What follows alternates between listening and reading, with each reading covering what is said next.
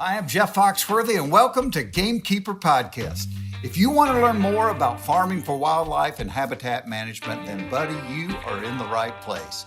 Join the Gamekeeper crew direct from Mossy Oak Land Enhancement Studio as they discuss the latest wildlife and habitat management practices, news, and, of course, hunting. There's no telling what you'll learn, but I'm going to tell you, I bet it's interesting. Enjoy.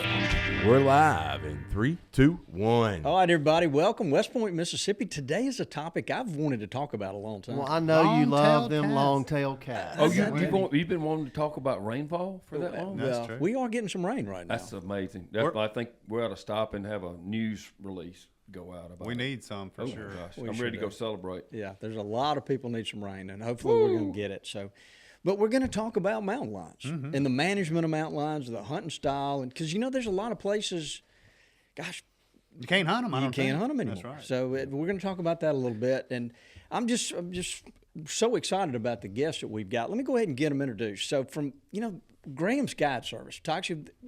How many years have we been going out there? A long time. It's a bunch. Long time. So y'all have been going out there, by the way. Yeah. Well, Mac just this year. Yeah. So I hadn't. I hadn't gotten invited like all of y'all have. Well, I wish I would get drawn for one of these hunts. I think they might have pulled your name off the list, Bobby. They probably did. My name's not on that list either. Is it not? Well, let's get them introduced. So we've got Mr. Korey Reese. Good morning. There he is. And sitting to his side of him is Daniel Cornelius. Thanks for having us. Yeah. Absolutely. Daniel, I want to start with you. You're a houndsman. You love this style of hunting from what I can tell. And what is it about hunting with the hounds that you love so much? Well, the main thing is I'm a dog guy. I just really love dogs and I really love hunting, so it goes hand in hand. Yeah, so is it just cats or do y'all chase bears as well? So I used to chase bears, but I've zoned in more primarily on cats now. And the dogs I have, they do better if they're game specific. Yeah, so they know they are chasing those mountain lions. Absolutely. Lanny, I think it's a rare thing for someone to see a mountain lion when you're out there elk hunting. Have you ever seen one in the many times you've been out? I hadn't been many times, but the times I've been out there, the only one I did see was at Graham's Guide Service, actually, and it was a great story around it. I think it was Riker, actually, but they had a mama cat kind of circle on them, I believe, and ended up having to take it when it was making an approach to him is the best way to put it. Is that right? Yeah. So I have seen one, but not on the foot. It was already in the back of the truck, I guess is the best way to put it. Yeah, I've never seen one, but in my days, when I was younger and got to go backpacking and stuff a lot, you would see their tracks frequently. And sometimes you would see their tracks near your camp, when you got up the next morning, but I've never seen one. We've all heard stories about people hunting out there and then, running into them. Even Greg and them in Florida, too. I know it's a different one, but it's still a long-tailed cat. They've had several close encounters. And a cat, too, is kind of, it's a predator. Watching Dudley's little cat in the warehouse make a living out there and then, I guess multiplying by what? I don't know. 100 pounds? Yeah, probably so. Hey, have you guys ever been, do y'all do any turkey hunting at all or guiding for that? Very little. Yeah, I was wondering if you got, or people where they've kind of pounced on or approached people that were calling, because it has happened to a couple of our guys in South Florida. Yeah, in before. Florida it happens with those Florida Panthers. So I've heard of multiple instances of guys cow calling for elk and having lions come in on them. Oh, wow. Boy, that would get it would raise the intensity. Especially if you're out there with just a bow or something. Yeah. So when y'all are elk hunting, do you see many lions, or if you're guiding somebody and you glimpse a lion, that's probably a moment where you stop, grab them, and make sure they see it, because it's a pretty rare event, isn't it? Oh, yeah. Yeah, that's not something you get to see. Korey did see one sit in a wallow with a hunter one time, and a lion came in to get a drink from the water while he was sitting in the wallow. Wow. Yeah, we were sitting at the water, and we just woke up from a nap. It was one of those long hikes where you ain't going to go back down for lunch. And I just woke up from that nap, and I look over, and I was like half asleep, and I told my hunter, "That's cool. We're going to get to see a coyote come to the water." And I'm like, "Holy crap, that's a mountain lion." During the day, like every hour or so, I would cow call because it was kind of the slow time during the day, and I look over and I'm like, I'm sure the lion heard us calling here and there. And I look over and that lion literally walked up to about almost as close to me to Daniel. And my hunter was freaking out and he's like, you better do something. And I jump up at that lion and that thing didn't even flinch. If it wanted us dead right there, it could have had us dead. Well, Korey, And I jumped up at it again and it took off. Luckily, it was a smaller Tom. That's what's so odd about them. It's like 1 minute, they get one whiff of your scent and they're gone before you even see them. But then there's other instances where you hear of people say, I was on a day hike, looking for shed antlers, and this lion was just there and wouldn't leave me. Yeah, Korey, sounds like you like to get close to them all the time from what we've heard. Man, like I talked to you guys on last time, I'd swear that me and my brother have a lion curse on us because we run into as many lions as some of the houndsmen do, and not because we're trying to. It's just bad. I don't know if it's good luck or bad luck. Yeah. Oh, if you're hunting them, that's good. So Daniel, let's start off. A lot of states, several states, have taken away lion hunting. What's going on there? Is it hunting with the hounds, or is it just the lions, or what's making that happen? So in the eyes of a lot of people, bears, lions, all predators, they're kind of iconic animals. And when you're pulling on the heartstrings of people from the city and running it through legislation, then you're on a slippery slope, and it's a good way to get it lost. California has completely banned it back in the 70s. Oregon and Washington have banned the use of dogs. So they're really on a slippery slope there as well. So is it more policy and not, habitat loss or population degradation? So there is a little bit of habitat loss and the degradation there that you're speaking of. I mean, the more people are born, the more houses are needed to be built, and we are encroaching into all wildlife's territory. Sure. There's a fine balance between predator, prey, and human that we need to try and balance as best as we can. Yeah, that's our responsibility as hunters. Extremely well put. Yeah, very well put. It kind of reminds me of the wolf thing. Yeah. Again, there's not as many places for them to safely habitate. Right. Or the carrying capacity. But it doesn't sound like, and I have no idea, but it just doesn't sound like that the cats populate themselves in a new area as fast as wolves do and take over. They seem like they're loners too. Yeah. Not pack animals. They're so reclusive. Sounds like they're very reclusive too. Wolf yesterday. So a lion, if it's removed from an area, it could take up to about 3 years for another lion to come in and take its place.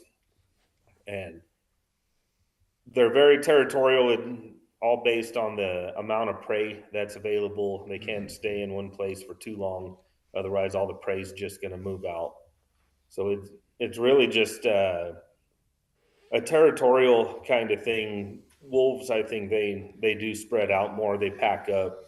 It's easier for them to find their mates and breed. A male mountain lion is going to have to really search to find his females, and he may not catch her when she's in season. So a female may go a year or two without being bred.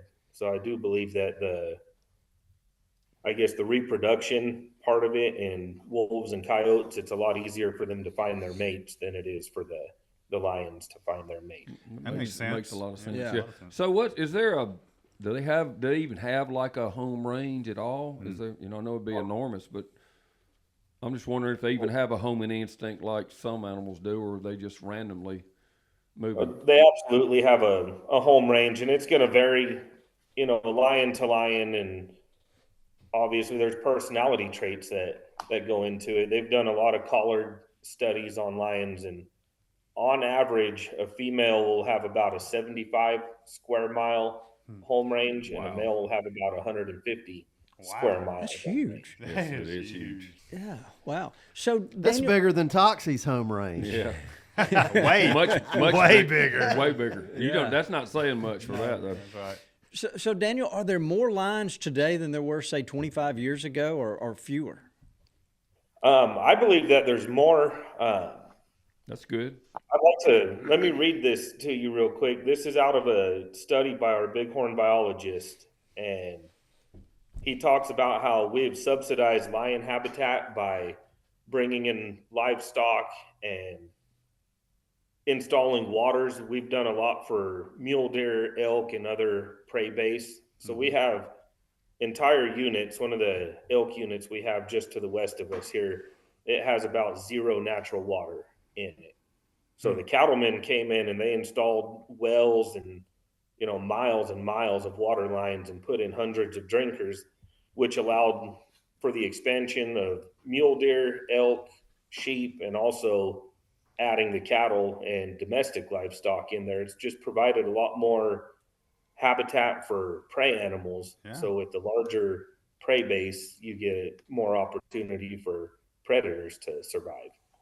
So what are the current rules and regulations for hunting them? You don't have to read the whole thing, but is it a quota deal? I mean, are you applying for a tag? How does that work? So our lion season is year round. It's over the counter, and each unit has a specific quota, and the quota is broken down into a male and female sub quota. So in our unit, I think it's well over 20 males could get taken and 7 females. So once 7 females are killed, they'll shut down the unit. Well, and seems like one of the big advantages of the way you guys hunt with hounds is when you tree that cat, you can identify what it is. Yeah. And absolutely, it's not just identifying the sex of it, but the age class as well. There's obviously lions that are going to be better for management to harvest, such as a large male that is past his breeding prime. So a large male that's past his breeding prime will hog up all the females, so to say. He'll make his territory in a mountain range, and he will either kill or run off all the other male lions. And say he has 3 or 4 females that he keeps tabs on, he may not have the ability to keep them bred, even though he's keeping all the other males from breeding them. So when you have them in a tree, you can not only sex them, but you can also age them and make a good determination on whether that's a lion that you should or should not take based on specific management goals for that area. Super scientific then. That reminds me a lot of the new regulations for black bear in Florida. They allow dogs. They even allow baiting, which is controversial, but that gives the hunter time to figure out, again, if it's a male or female and what age class it is and whether it's worthy of being taken. Yeah. So what are those key indicators on cat age? Is it tail length or just basically how just big they are? I mean, a lot like how you guys look at whitetails. I mean, and sometimes you can even get them to open their mouth for you. You could toss a stick up there or something, and you can get a decent view of their teeth. If their teeth are really sharp, really bright white, they're more than likely a younger cat. And you can see the coloring in their teeth. And then the same characteristics of deer and elk. You'll see more of a pooched out belly and a swayed back, and all the same characteristics of an older deer if you're looking at it out in the field. Of course, it's a guess, but there are definitely the indicators where you could tell if it's young or old. I love the throw a stick at it method. Yeah, get them to hiss at you. Yeah. I'm not sure I want to be the guy that does that. I think I'll stand back. So Daniel, can you describe what a typical hunt's like? So every hunt's going to be different. That's one of the beauties of hunting with dogs and hunting mountain lions. But it all starts, you got to find that track somehow, some way. And you talked about riding around in a pickup truck for 7 days and not even seeing a track. So to me, finding a track is almost just as exciting as catching the mountain lion itself. Wow. Down here, we hunt every single way. We do get snow, and when it snows, you'll either saddle up a horse or go on foot or get in the truck and cover as much country as you can visually looking for a track.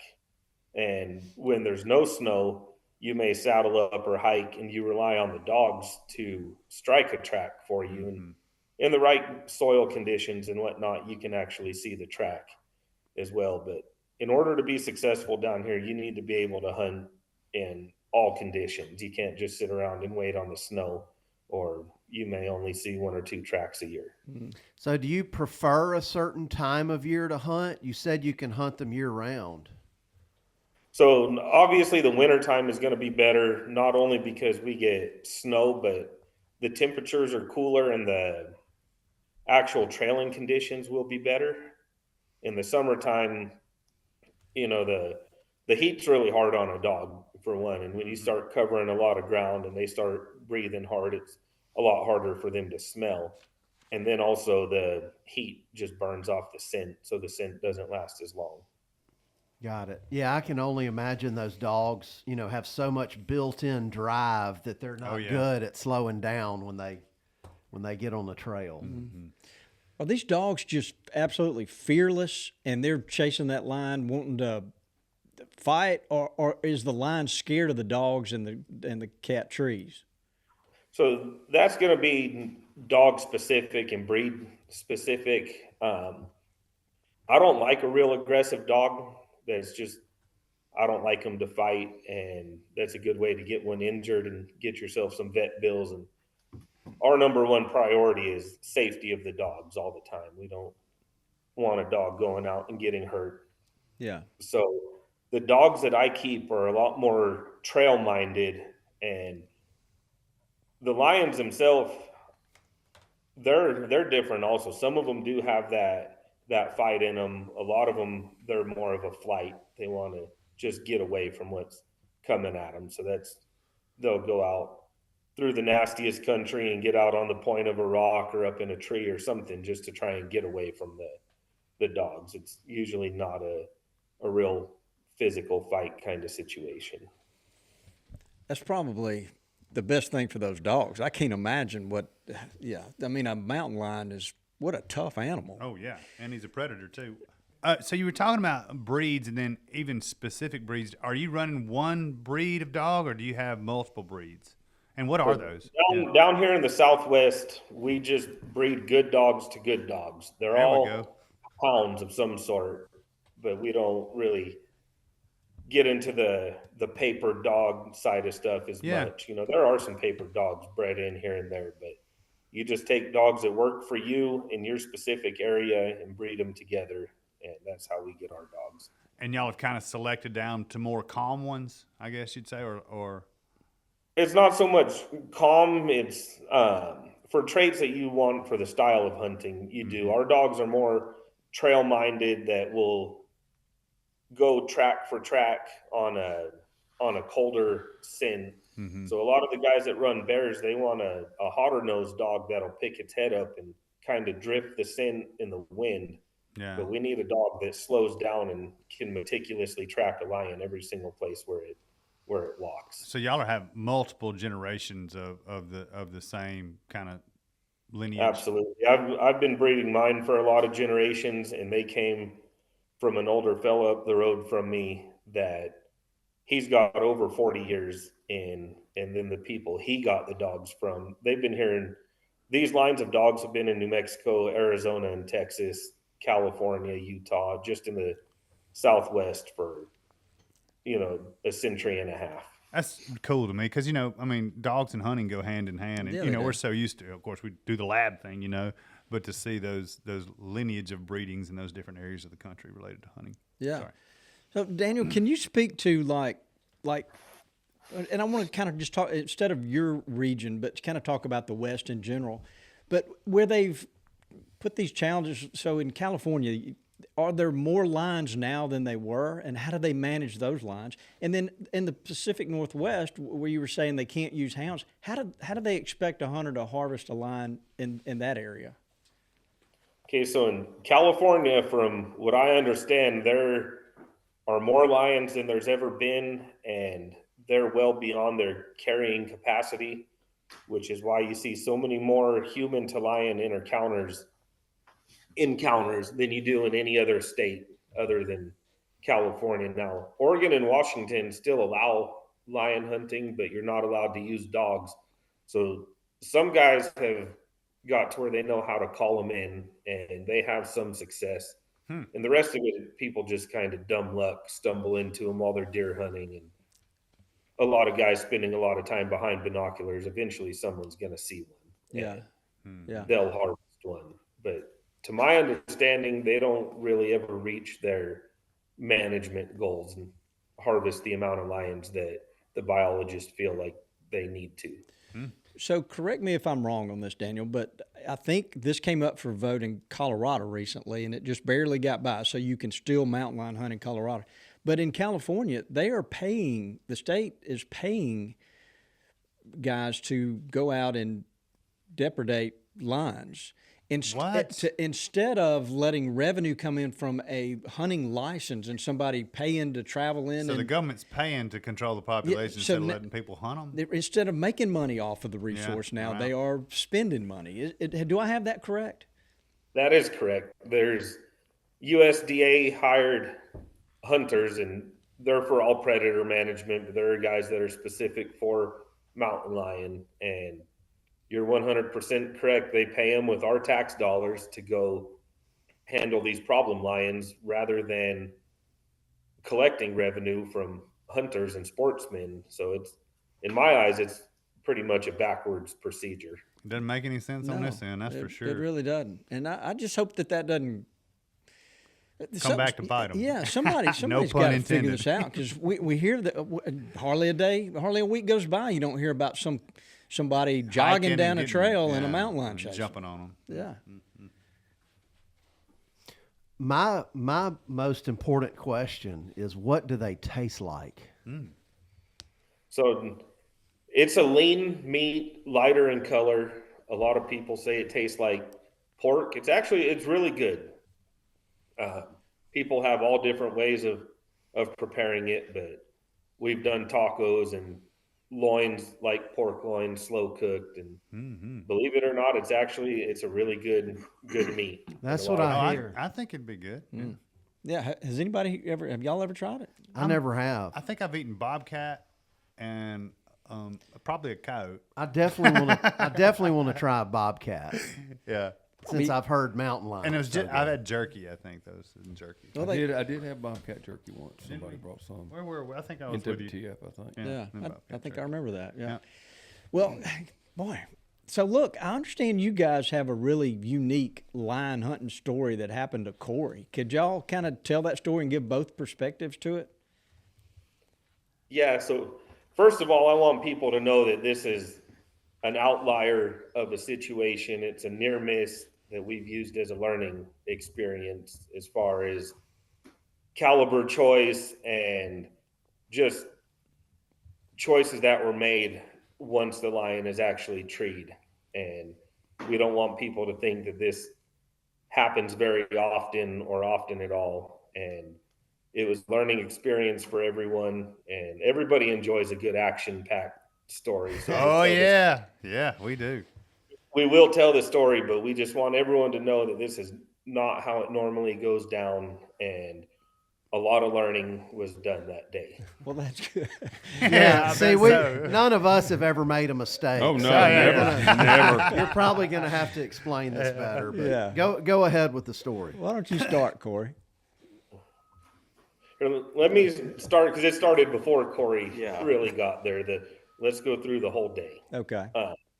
Go through the season, kind of. Yeah, we'll go through the whole process of Korey finally making it to his lion, because a lot of people are misinformed. They think that hunting with dogs is easy. You just get a bunch of barking hounds and let them go in the woods, and you get a lion in a tree and you harvest it. And that's the farthest thing from the truth. Just like you mentioned, you in 7 days never even saw a lion track. So Korey hunted with me for multiple seasons before we ever got a lion caught, in multiple units, a lot of crummy conditions and a lot of tough breaks. Lions going into private property or a wildlife refuge where we couldn't pursue them, and just a lot of tough breaks. So this particular day, we had got a fresh snow, and I went out alone. Korey works for the state, and he plows snow, so he missed a lot of good prime days because he was working. And I go out that morning, and I find a fresh lion track and put the dogs on it. Business as usual for them. They trail it up, jump it, and tree it. And it's a younger lion that I feel like we don't need to harvest. So I tell the dogs they did a good job and I pull them off.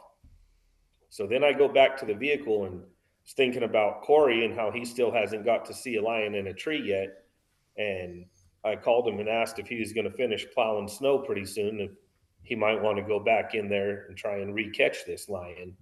Told him we're not going to harvest it, but if he at least wants to see one.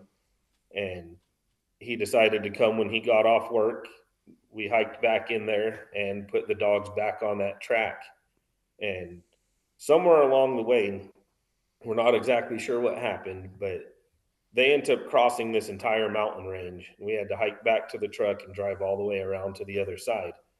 And when we get there, here we see this giant lion track, and here come the dogs, and they're trailing it backwards. So we gather them back up, and now we know there's a big tom in the area. And we were thinking back about what happened, and at one point in that morning, the dogs split up a little bit, and one dog went down a canyon, and the rest of the dogs went down a ridge. So I assumed that's where the smaller lion and the bigger lion had crossed tracks, and the dogs somehow got off on the bigger lion's track. So now here we go all the way back around to the other side of the mountain. And we got a couple mile hike in to where we think we're going to find this other track. And when we get there, we were right. There's the giant lion track going off the opposite direction. And we only brought 3 dogs this time because we knew there's going to be a mess of lion tracks in there, and it's easier to handle just 3 dogs than it is 6 or 7 dogs. So we get the dogs started, and they go down and across this giant canyon and up to a big peak and get the lion jumped. And thankful for us, he ran back towards us. So when they got him treed, we didn't have nearly the hike into them as if they went off the other side of the mountain. So that worked out. And we get to the tree and look up there, and there's just a great specimen of a tom lion up there. And he's given us a nervous look, and before we could even catch a dog, he jumps out of the tree and off to the races again. So now Korey and I get a little bit hasty, and I told him just as soon as we get to this next tree and I grab those dogs, you go ahead and shoot the lion. And that's exactly what happened. We get to the next tree.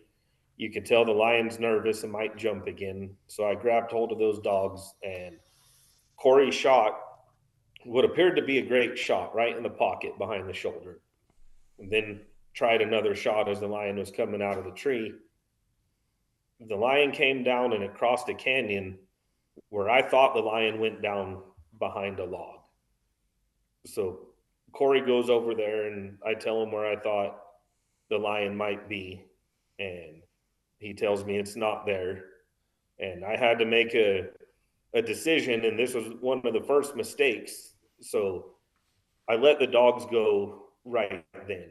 What would have been the right choice would have been just like after you shoot a deer or an elk, you give it, the customary hour to hour and a half to expire. And so I made the mistake of letting the dogs go right then, and the dogs run past Korey.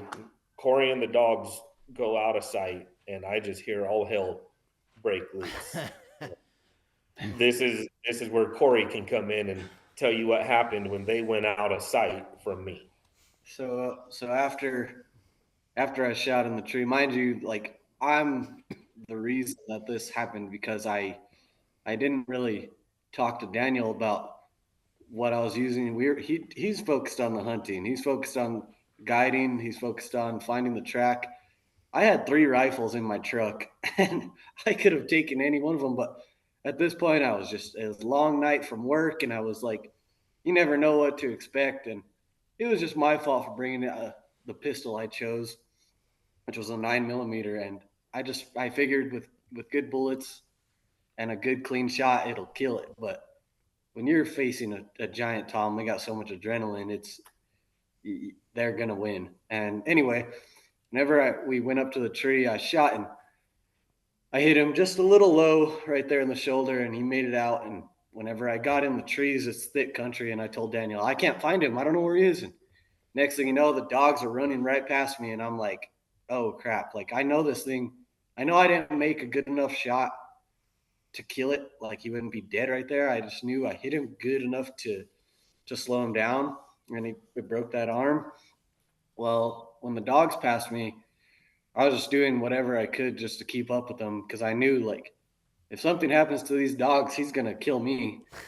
So the dogs run past me, and I seen that lion under a tree. He's just tucked under a tree.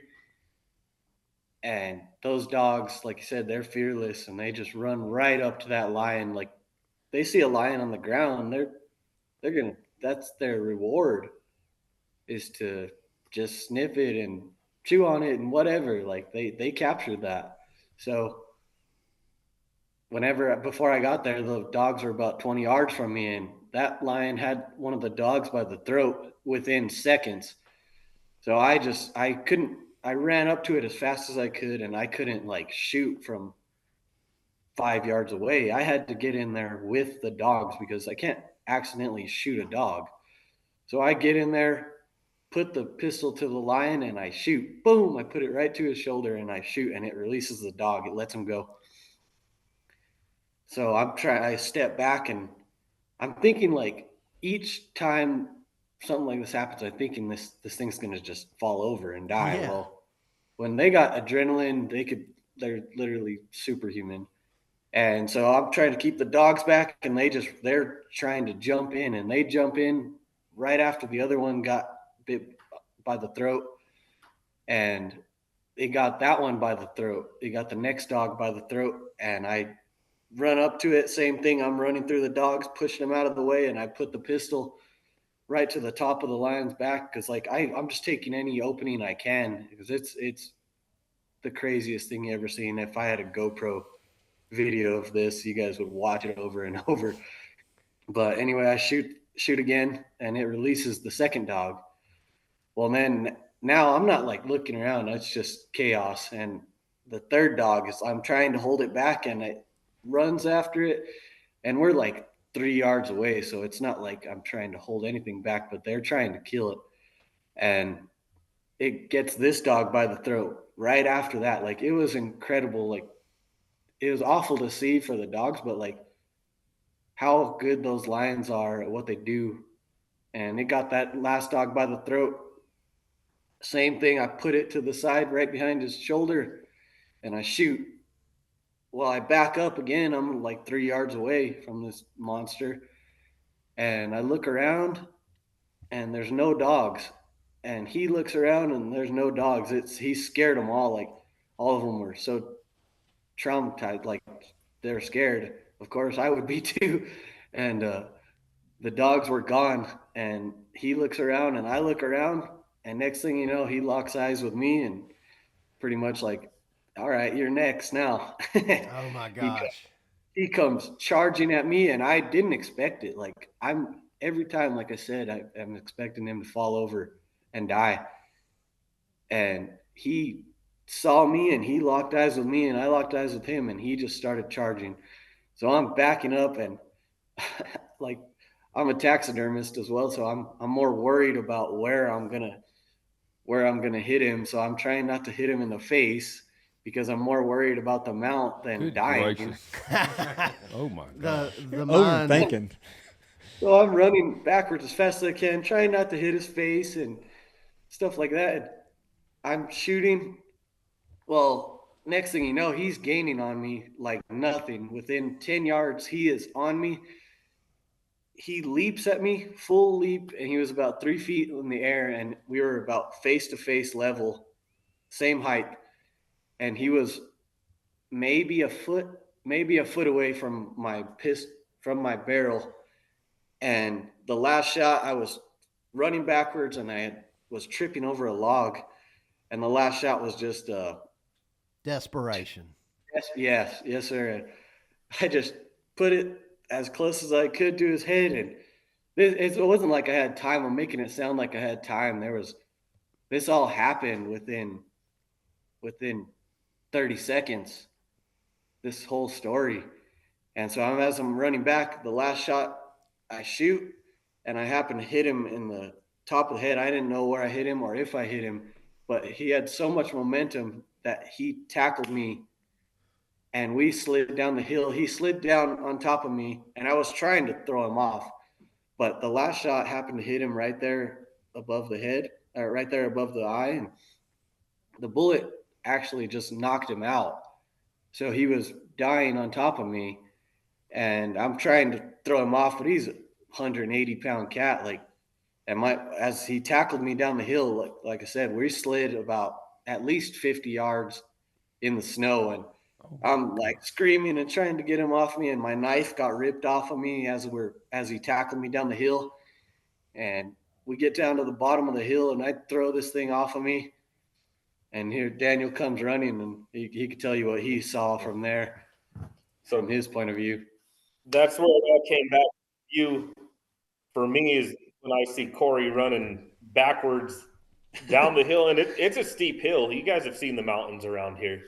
So Korey's running backwards, shooting at this lion, and like he said, the lion takes a leap to tackle him, and he gets that last shot in him. Both of them hit the ground and tumble, and next thing you know, they skid to a stop, and that lion is dead in his lap. And he hops up, just shaken up, and I yelled guess across, so. "Are you all right? Are you all right? That lion almost got you." He said, "You all right? You almost got." Yeah, I said, and you almost got. That's what I said. And that was actually the last bullet in my clip. Oh my gosh. Yeah, I didn't even have a full clip. So that goes to show how prepared I was for this. But that was the last bullet in my clip. And I swear, if that last bullet wouldn't have hit that lion, I don't think I'd be here today. Wow. All in all, we got very lucky. Nobody was hurt. Not a single dog was hurt. Thank God they were tracking collars, and each time the lion went for their neck, he got the tracking collar instead of their actual neck. So all that was lost that day was one tracking collar. One $500 Wow. collar. Yeah, that's cheap. One expensive tracking collar, which Korey replaced, which he didn't have to, but he was nice enough and bought another collar after that. And oh my gosh. Then all the dust settled, and I'm still we in get shock. the dogs gathered back up, and the dogs actually were relatively traumatized. I think that was the first time after we shot a lion that they ran up to it and it was actually still alive. Typically, the lion expires and you let the dogs go and they go get to chew on it a little bit, and that's their reward. So I think they got blindsided thinking they were trailing into a lion that was already expired. Yeah. Wow. I bet they learned a lesson that day that they remember. I think Bobby wants the rights to the novel he write. Wow. That's drama right there. It is. It It's reminds like I said, an outlier of a situation. unbelievable. A lot of learning was done. Yeah.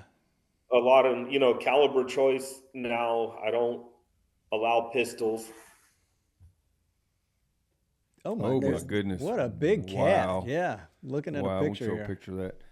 So, do you remember back far enough, Bobby? Did you used to get Field and Stream magazine? Oh yeah. And they had that. This happened to me. Yeah. I read them every time. Yeah. That would be the most dramatic. This happened to me ever. If he'd been in there. It is a great one. That's great. Yeah, I can only imagine the sounds that came out of Korey when all that was going down. Daniel, were you able to hear some of that? He didn't. I thought he would squeal like a little girl, but he didn't. He was. I know I would have. Yeah. He composed himself very well. That could have became a bad situation. Oh my gosh, yeah.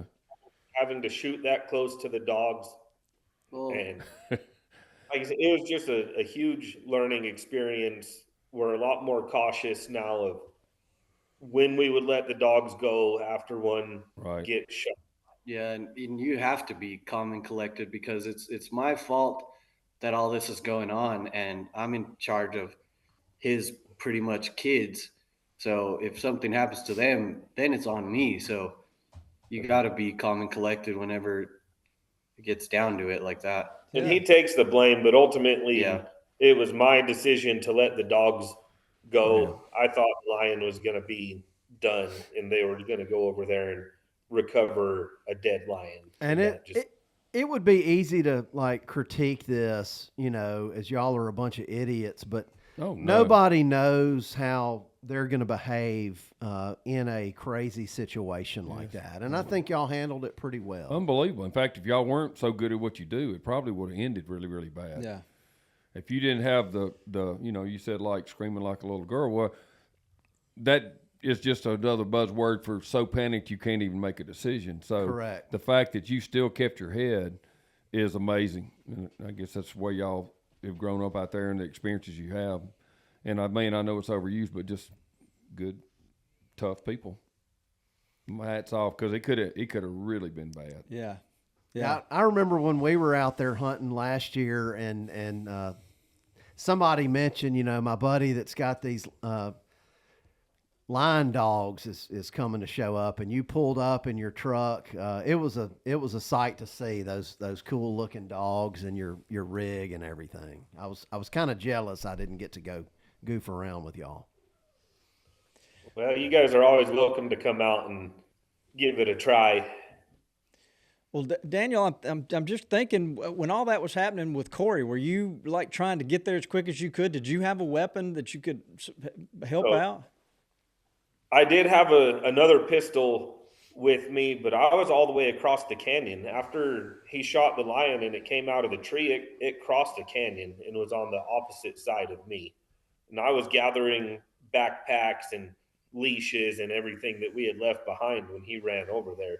So had the lion caught him when he pounced on him, I would have been no help at all. By the time I got across that canyon and to him, it would have been ugly. Yeah. So obviously 9mm is not the weapon of choice. What would be the proper caliber? 300 PRC. So I've really got to just taking a 30-30. Now anything 30 caliber is obviously better. Not only can you use a larger caliber to dispatch the lion quicker and more humanely, but you don't destroy the pelt either. Right. And I totally get the thought process of wanting to take a handgun just because you're going through some crazy terrain like really quickly. And so I get it, you know, but again, it's, you know, like you found out, it's probably better to just go ahead and tote a rifle. Yeah, and like I did it because you go with this mountain goat, you're going to hike, you better be in shape. Yeah, climbing over deadfall and, you know, just all kinds of crazy stuff. Yeah. But so Daniel is a 180-pound Tom, as you refer to him. That's got to be kind of the upper end of what a mountain lion gets to be, isn't it? As far as this area, yes. As you get north, you know, into Montana and Canada, they kill multiple lions over 200 pounds. But what it really comes down to is the size of the skull. They measure length plus width, and that's how you get your score. So we may have a 150-pound lion here, but he'll have the same size head as a 180 or 190-pound lion up north. They're just not having to put on the fat layer for insulation, or winter times are more mild. So up there, it's crucial that they put on lots of weight for the winter time to stay warm in the sub-zero temperatures. Yeah. So down here, our lions may stay a little bit leaner as far as weight goes, but their body and head will be the same size. Well, wow. Daniel, we've met a lot of houndsmen through the years, and it's fun to see their love of their dogs. We can hear it in your voice and the way you describe your animals, and it sounds like you're very thoughtful in what you do. You're very intentional in the way you hunt. You've learned lessons that you're applying going forward. You know, that's the way a guy needs to behave. I hope this style of hunting and what you guys, the heritage of what you guys have out there, I hope it's preserved. So it's very crucial that we get the right message across to people. A lot of folks, they have, you know, misconstrued view of how hound hunting is and how guys treat their dogs. They think everybody just ties their hounds to a chain and only takes them out when it's time to go hunting and treat them like a tool. But that couldn't be farther from the truth. All of our dogs are treated like pets. They come in the house, they ride in the front of the truck. They really are like another member of our family. That's We awesome. built really nice kennels. My dog house is 450 square feet, and Wow. it's framed, insulated, heated, and they all got big yards off of it. They eat good food. We even, in the wintertime, when they're hunting hard, I save all the scraps from our deer and elk and everything we have, and I grind it up and I make little pucks. I bake them in a muffin tin, and I make them little meat pucks that I'll throw in with their dry food when they're hunting real hard. You got to keep them in really good shape so they're able to do all the physical work that they're doing. And the better shape your dog is in, the better performance you're going to get out of them. Wow. Meat pucks. Yeah, Bobby saves some meat pucks from time to time to eat while he's in the deer stand if he gets hungry. Well, I tell you what, this has been an incredible story. Unbelievable. Yeah, Korey. Yeah, you. Wow, I can't imagine what it felt like when all that was over with. It probably took you a little while to compose yourself, but it sounds like y'all handled it the best way you Man, could you have. got ice water running through your veins, dude. Yeah.